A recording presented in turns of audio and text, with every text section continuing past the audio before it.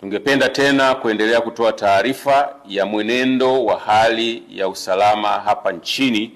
kuanzia saa 12 asubuhi ya tarehe ya leo tarehe 10 mwezi wa 12 2025 hadi mchana huu. Hali ya usalama ni shwari na shughuli za kiuchumi na kijamii zinaendelea kama kawaida nchi nzima baada ya mapumziko ya jana ya tarehe 9 wa 12 2025 ya sherehe za sikukuu ya uhuru wa taifa letu. Jeshi la Polisi kwa ushirikiano na vyombo vingine vya ulinzi na usalama vitaendelea kushirikiana na nyinyi wananchi kuhakikisha amani na usalama unaendelea kuimarika hapa nchini, ili hata wale wachache wenye hofu waweze kutoka waendelee na shughuli zao za kila siku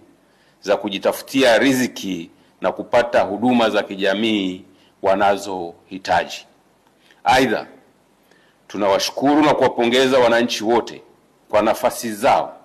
kwa namna wanavyoendelea kuwakataa na kuwapuuza wale wanaohamasisha na kuchochea vurugu na ukiukwaji wa sheria za nchi kupitia mitandao ya kijamii na njia nyingine. Aidha, tunatoa rai kwa kila mmoja wetu tuendelee kuungana kwa pamoja kulinda na kuimarisha amani na usalama wa taifa letu ili liendelee kuwa sehemu salama ya kuishi kwa vizazi vya sasa na vitakavyokuja.